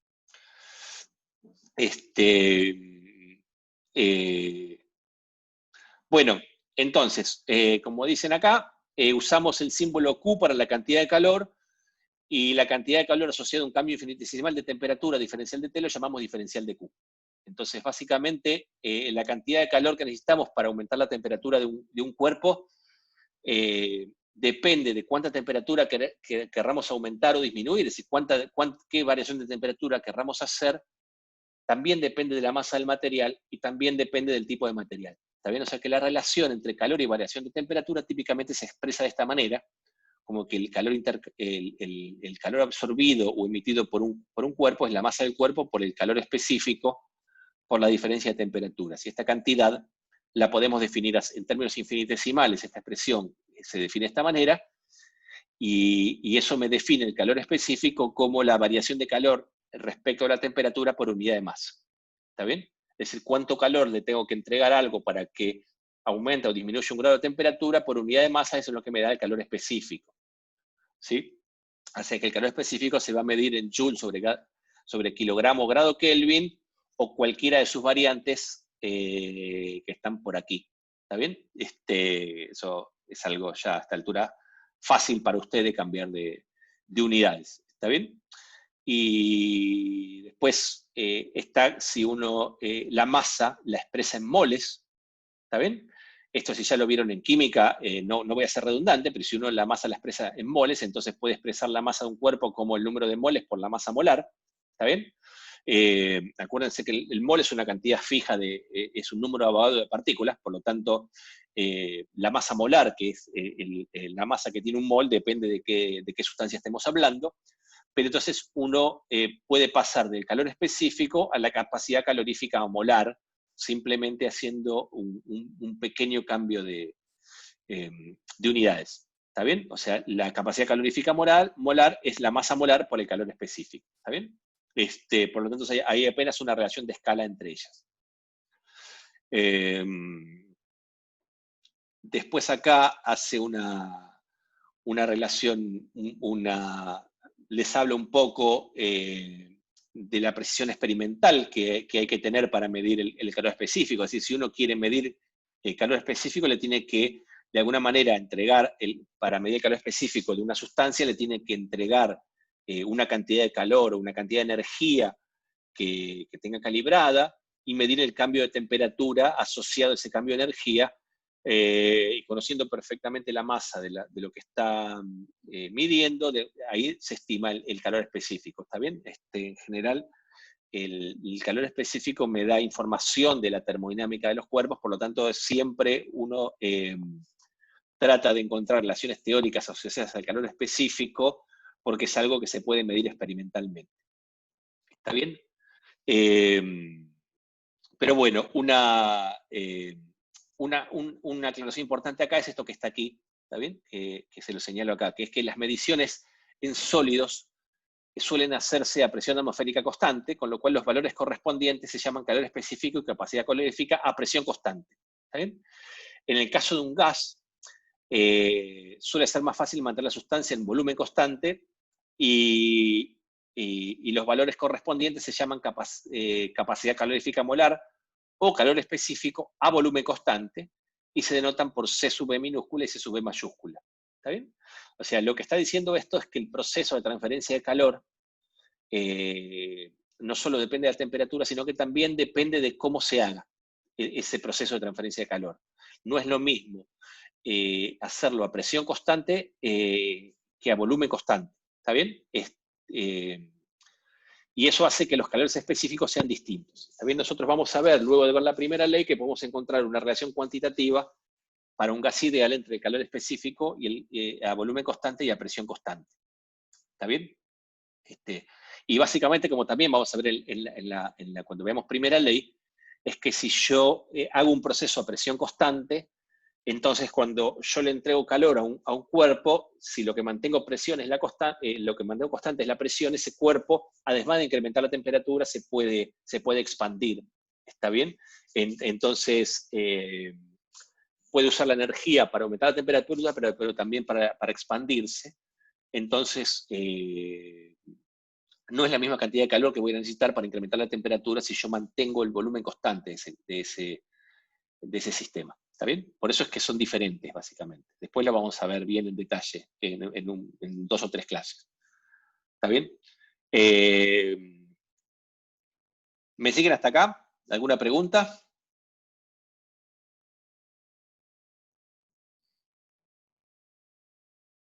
Perfecto, todo bien, vamos navegando por aguas conocidas, está bien, así que tampoco esto es algo conceptualmente muy complicado. Así que bueno, lo siguiente es un poco de cambios de fase, está bien, pero si ya vieron química, seguramente esto les va a resultar también fácil, es decir, si uno agarra cualquier molécula, cualquier sustancia, por ejemplo, el compuesto, como dice acá, H2O, en la fase sólida es hielo, en la fase líquida lo conocemos como agua, y en la fase gaseosa como vapor de agua, y los cambios de estado de la materia, los cambios de fase, ¿está bien? Lo podemos hacer variando la temperatura o variando la presión de la sustancia, y eso lleva a que esa sustancia pueda pasar de una fase a la otra. ¿Está bien? Típicamente, el cambio de fase más conocido hace que la solidificación, la fusión del hielo, la solidificación del agua, ¿está bien? Cuando hacemos eso, típicamente, si tenemos un trozo de hielo a temperatura cero y le agregamos calor a presión atmosférica, lo que pasa es que la temperatura de hielo no aumenta, sino que se mantiene constante, ¿está bien? O sea, los cambios de fase, este tipo de cambios de fase se producen a temperatura y presión constante, ¿está bien? y la energía entonces que absorbe el sistema no la usa para incrementar la temperatura, sino para cambiar de fase. ¿Está bien? Hay como un cambio abrupto a ese tipo de temperaturas. ¿Está bien? Y, por ejemplo, el calor que necesitamos darle a 1 kilo de hielo a 0 grados centígrados para que se convierta todo en agua líquida a la misma temperatura y a la misma presión, es del orden de 334.000 joules. ¿Está bien?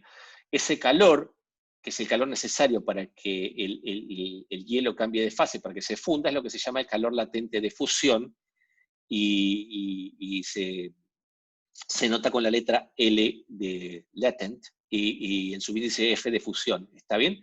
Y para el agua es del orden de 79, casi 80 calorías por gramo. ¿Está bien? ¿Eso ocurre rápido? No lo sé, es una pregunta que nunca me había hecho, si eso ocurre rápido. ¿Cuándo se le hace calor? Cuando vos quieras, es un experimento. Si yo puedo agarrar un trozo de hielo, lo pongo a temperatura 0 y le das, digamos, si yo saco un cubito de la heladera y lo pongo al aire, ese calor se lo da al aire, ¿está bien? Ese es intercambio que da con el medio ambiente. ¿Está bien? Vos en un laboratorio lo haces de una manera más controlada. ¿Está bien? Típicamente el calor latente de fusión es la... Decime, perdón.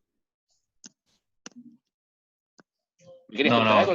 Que me refería justo en este caso, sí, de que no sabía bien, por ejemplo, si esta cantidad de calor es mucha, o sea, en joules, la verdad que no tengo noción de qué es mucho, qué es poco. Sí. Por eso te preguntaba a qué velocidad, o sea, si ocurría rápido, digamos. La velocidad no la sé. La cantidad de calor, para saber si es mucha o es poca, se puede comparar con lo que vamos a ver después. ¿Está bien? Que es el calor latente de vaporización. Esto, bueno, acá dice que es un proceso reversible, y el calor latente de fusión es el calor por unidad de masa, digamos. Por lo tanto, el calor que le entregás a una cantidad para cambiar de estado es simplemente la masa del objeto por el calor latente de fusión. ¿Está bien? Y se va más o menos de acuerdo a si el cuerpo absorbe calor, el calor, decimos que ese calor le ponemos signo positivo, y si entrega calor es signo negativo. ¿Está bien? Ahora, cuando uno quiere vaporizar la misma cantidad, 1 kilo de agua por lo menos, necesitas más calor. ¿Está bien? Acá necesitas del orden de 80 calorías por gramo, acá necesitas del orden de 540 calorías por gramo. Sí, profe, gracias. ¿Está bien? Es bastante más grande. Y acá te lo compara también, que está buena la cuenta, o sea, vos necesitas para convertir en agua. ¿Me escuchan bien? ¿O se cortó? Se cortó un poquito, pero ahora va bien. Dale, entonces para convertir el agua en vapor, 1 kilo de agua, necesitas más o menos del orden de 2 millones de joules, 2.200.000 joules. Mientras que para llevar ese mismo kilo de agua, para llevarlo de 0 a 100, necesitas del orden de 500.000 joules. Es un poco menos del orden de la quinta parte, ¿está bien? O sea, la cantidad de calor, si vos usás una cantidad de calor para llevar agua de 0 a 100, necesitas 5 veces más calor para evaporar todo el agua. ¿Está bien? O sea, te cuesta mucho menos calentar el agua por los fideos que evaporarla toda. ¿Está bien? Y acá también, bueno, dice que este proceso es un proceso reversible, y que el signo menos o el signo más depende de si está entregando o recibiendo calor el sistema. ¿Está bien?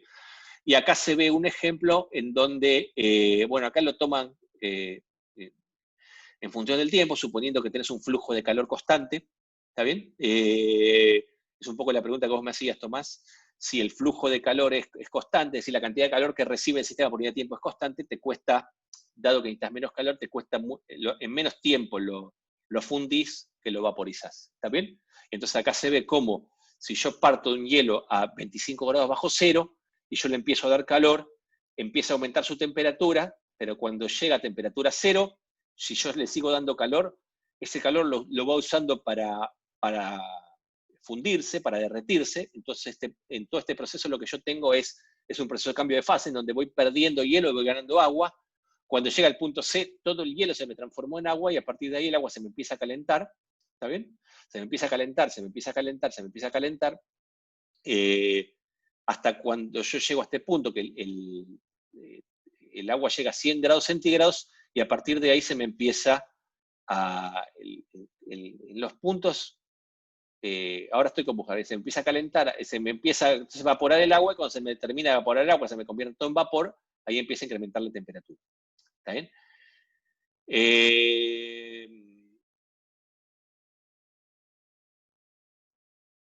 En los puntos y el calor es latente, 0 y 100, no me quedó claro esto. Durante un cambio de fase, la temperatura se mantiene constante. Sí, exactamente. Durante los cambios de fase, la temperatura se mantiene constante.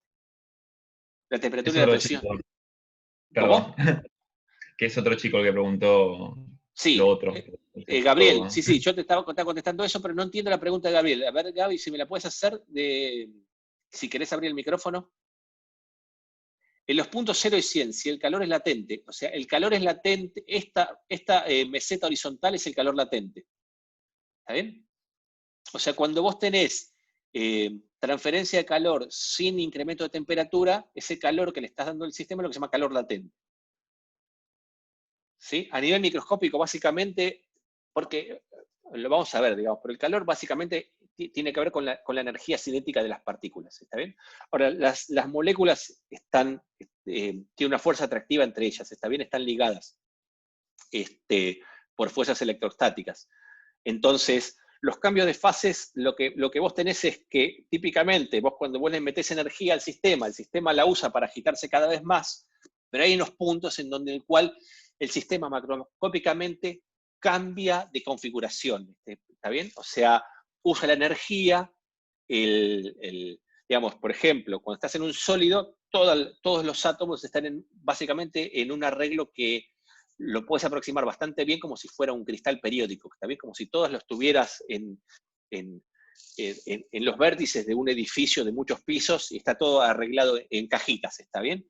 Cuando vos le entregás energía para que los átomos rompan esa energía que lo tienen ligado, de alguna manera pasan a un estado líquido donde se pueden mover un poco más libremente, digamos. Y lo mismo pasa cuando pasas al vapor.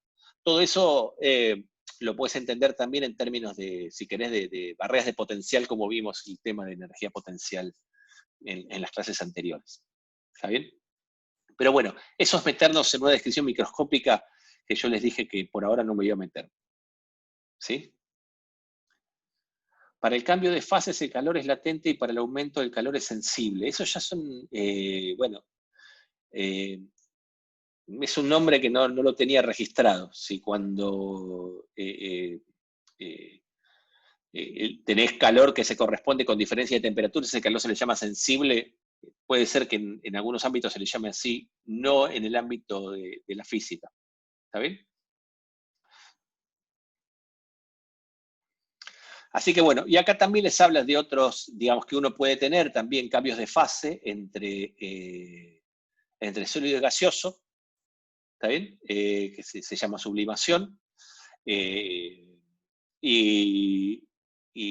bueno, y algunas consideraciones más que no me voy a detener mucho ahora, ¿está bien?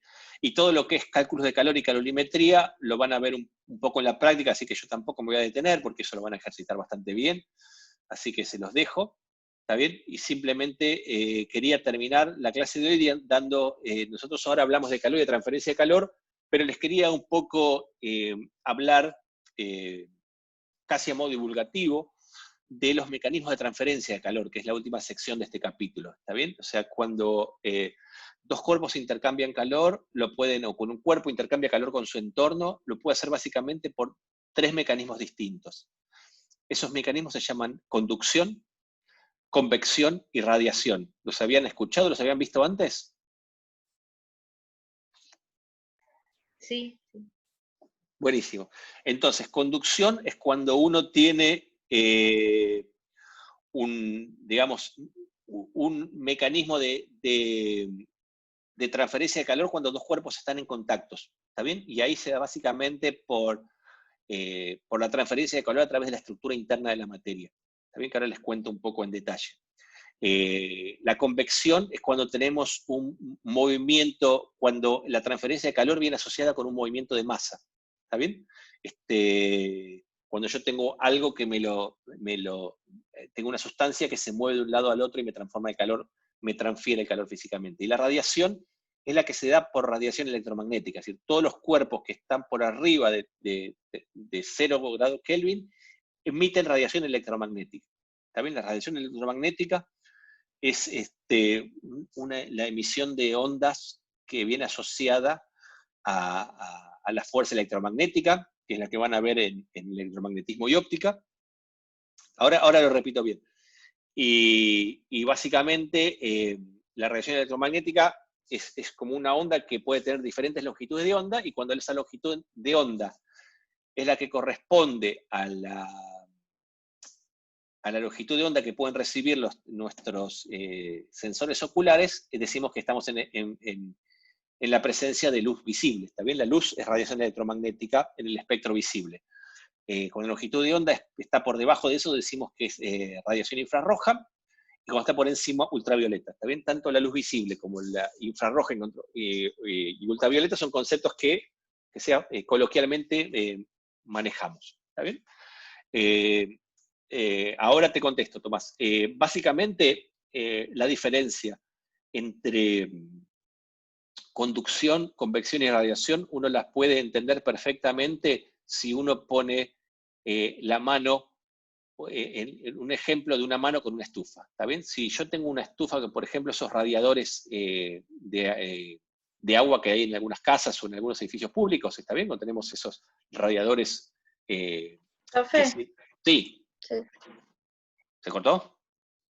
Se te cortó. Ok, Sí. voy de vuelta. Uno puede entender bien la diferencia entre conducción, convección y radiación a partir de imaginar que tiene una estufa, ¿está bien? Por ejemplo, esos radiadores por los cuales circulan agua caliente en algunas casas o en algunos edificios públicos. Si yo toco la estufa, me estoy quemando por conducción. ¿Está bien? El calor que me llega a mi mano es por conducción, porque estoy en contacto con una superficie caliente. ¿Está bien? Si yo pongo la mano arriba de la estufa, el calor que me llega es porque el aire que está cerca de la estufa se calienta. Al calentarse disminuye la densidad, y cuando disminuye la densidad sube caliente hacia arriba, se toca con mi mano, que es fría, o a medida que se aleja de la estufa se va enfriando, y entonces cuando se enfría baja, ¿está bien? Y al bajar se vuelve a calentar, entonces ahí hay un movimiento de aire que transporta calor, y eso es lo que se llama convección. ¿Está bien? Y si yo en lugar de poner la mano arriba de la estufa, la pongo al costado, ese calor que me llega es por radiación. ¿Está bien? Es por emisión de ondas electromagnéticas. Entonces, básicamente el calor por conducción se debe, como les dije, a transferencias de energía que se debe a la estructura del material. ¿Está bien? Típicamente el calor, cuando uno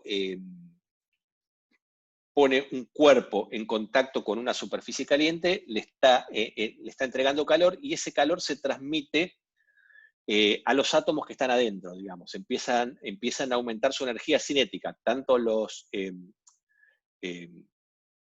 núcleos de los átomos, como las capas interiores, como los electrones, ¿está bien? Y entonces, a medida que tenemos más calor, se produce más vibración, y esa vibración te va transmitiendo, si tenemos un cuerpo rígido, de un átomo al que tiene al lado, ¿está bien? Porque se van ahí chocando, se van transmitiendo las vibraciones. El calor se va transmitiendo como si fuera una onda. En particular, si lo que tenemos es un metal, ¿está bien? Entonces uno de los metales tiene electrones que pueden vagar libremente por todo, y recorrer distancias macroscópicas por el metal. Esos son los que se llaman electrones de conducción, y esos electrones son los que, así como conducen electricidad, también conducen calor. ¿Está bien? O sea, típicamente los metales son mejores conductores de calor. Los materiales que conducen electricidad también conducen mejor calor. ¿Está bien? Y si uno quiere caracterizar lo que se llama la corriente de calor transmitido por un dado material, es decir, el flujo de calor por unidad de tiempo a través de una superficie, de un área transversal a este cilindro que tiene acá en la figura 1723, uno encuentra que ese flujo de calor es proporcional al área, así cuanto más grande es el área, más grande es el flujo de calor, es inversamente proporcional a la longitud de calor, a la longitud del tubo, ¿está bien? Y es proporcional también a la diferencia de temperaturas que tienes en los extremos, y también depende del material. Tengo mejor flujo de calor en materiales que son buenos conductores térmicos, ¿está bien? Y peor flujo de calor en materiales que son malos conductores térmicos. Esta K de acá es lo que se llama la conductividad térmica, y como yo les decía, es más alta para metales que para materiales, para otros materiales. ¿Está bien? En particular, el aire quieto fíjense que los gases, en particular el aire, tiene una muy baja conductividad térmica. ¿Está bien? Es por eso que se usa el aire para aislar temperaturas. Eso típicamente es lo que tiene cuando tiene los cerramientos con doble vidrio, que tiene aire encerrado en el medio. Si ese aire no se mueve, entonces me aísla perfectamente, o sea, tiene una muy baja conductividad térmica y me aísla perfectamente un interior de un exterior. ¿Está bien? También los materiales de lana o los materiales como fibra de vidrio, al retener aire en su geometría así toda un poco intrincada, lo que hace es favorecer que haya un material que tiene baja conductividad térmica entre nuestro cuerpo y el exterior y poder sentirnos abrigados, ¿está bien? Poder mantener una diferencia de temperatura entre dos cuerpos o dos sustancias sin que haya transferencia de calor. ¿Está bien? Entonces acá, se puede hacer unas cuentas con eso, yo no voy a entrar en detalle, tampoco esto lo van a ver en la práctica, ¿está bien? Como les decía antes, la convección se da por movimiento de fluido. Decime, Gabriel.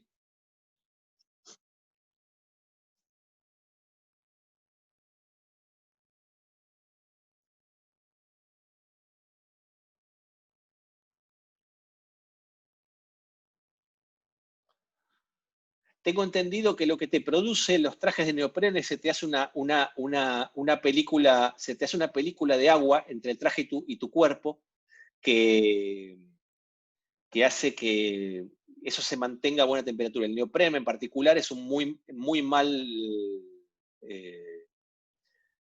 tiene baja conductividad térmica, ¿está bien? Y tiene que ver efectivamente con la transferencia de calor, ¿sí? O sea, para que vos puedas tener una diferencia de temperatura entre tu cuerpo, mantener tu cuerpo a 37 grados y que el exterior esté a una temperatura diferente, lo que necesitas es que el material que te separa sea un buen aislante. También tenés una baja conductividad térmica. En particular, si vas a usar aire, como vas a usar los doble vidrios o vas a usar un pullover de lana, también un suéter de lana, entonces en particular es importante que ese aire que está ahí retenido esté en reposo, ¿está bien? Porque si ese aire no está en reposo, entonces el aire puede transmitir por convección, no por conducción, y ahí eso ya deja de abrigarte, ¿está bien? Deja de exactamente, similares en las capas de plumas de los pájaros, ¿está bien? Entonces la convección, como yo les decía, es transferencia de calor por un movimiento de una sustancia.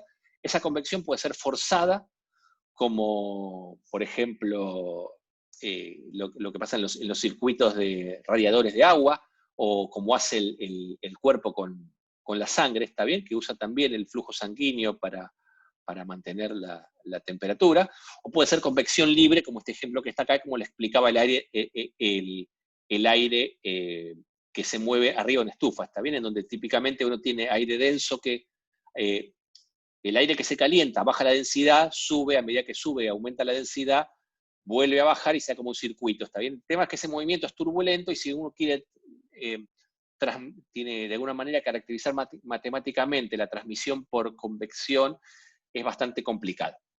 ¿Está bien? Y básicamente el último, y para terminar la clase de hoy, es el flujo por radiación, en donde uno sabe por experiencia que todo cuerpo a temperatura mayor que 0 grados centígrados emite energía en forma de radiación electromagnética. Y en particular a temperatura ambiente, casi toda esa temperatura se emite en las longitudes de onda del infrarrojo, ¿está bien? No es visible. Nosotros lo que vemos es por reflexión de la luz solar o de la luz circundante en los cuerpos, que también reflejan, ¿está bien? Pero si no tuviéramos luz que reflejen, nosotros esos cuerpos no los veríamos, y la forma de verlo es a través de las cámaras infrarrojas, ¿está bien? Que permiten usar la emisión, o sea, tienen sensores infrarrojos, y esos sensores infrarrojos permiten reconstruir la imagen a partir de la emisión de esa longitud de onda. A medida que se calienta, la emisión se traslada del infrarrojo al visible, y por eso que cuando un material se calienta y empieza a emitir radiación en longitud que la podemos ver, la vemos, por ejemplo, cuando se calienta el rojo vivo, ¿está bien? Cuando vemos que empieza a tomar diferentes temperaturas, ¿está bien? Básicamente, la emisión, el flujo de calor por radiación es proporcional al área, es proporcional a un factor que se caracteriza entre 0 y 1, que se llama emisividad, y va como la temperatura a la cuarta. Digamos, y la constante de proporcionalidad es la que se llama constante de Stefan-Boltzmann. Y el estudio de esta relación realmente ha llevado también mucho, no es fácil deducirla a primeros principios, implica ya un poco la transferencia de la física clásica a la física más avanzada, y está lejos de lo que es lo que vamos a ver en este curso. ¿Está bien? Bueno, básicamente con esto voy a terminar. Los dejo acá. Si tienen alguna pregunta, las hacemos en los próximos 5 minutos, y si no, los despido hasta el viernes. ¿Tienen alguna pregunta de lo que vimos o paro de compartir? Yo tengo una pregunta, pero no sé si en realidad es como más general. Decime. Si está relacionado el poder de conducción de calor de los materiales, como lo que es de los metales, si los mismos, o sea, cuanto mayor transferencia, de mayor conductividad de calor, también es mayor conductividad de... Eléctrica, básicamente, porque claro. la mayor contribución es por el movimiento de los electrones libres, sí. ¿Son exactamente las mismas relaciones? O sea... No lo sé, bien, no sé si son proporcionales, ¿está bien? Sí están correlacionados seguro, no sé si la relación es lineal, si esa es tu pregunta. Claro, claro. O sea, si la conductividad okay. térmica y la eléctrica tienen una relación lineal, no lo sé, me tendría que fijar. Si querés me fijo, después te digo. Dale, genial. Buenísimo. ¿Alguna otra pregunta, chicos? Sí, hay pregunta acá en el chat. Estoy bien, perfecto. Y ahora me dice que está bien. Bueno, si no hay más preguntas, terminamos la clase acá, ¿está bien? Nos vemos el viernes. Empezamos el capítulo 18 con ecuación de estado de los gases, ¿está bien? Así que vamos a ir por ahí. Como está en el cronograma que está en el campus, ya está bastante detallado todo. Y después ya la semana que viene ya empezamos con el primer principio de termodinámica. ¿Está bien? Buenísimo, Francisco. Bueno, gente, los despido ahora entonces. Nos vemos, suerte en la práctica, y nos vemos el viernes, ¿sí? Que tengan buena semana. Chau, chau.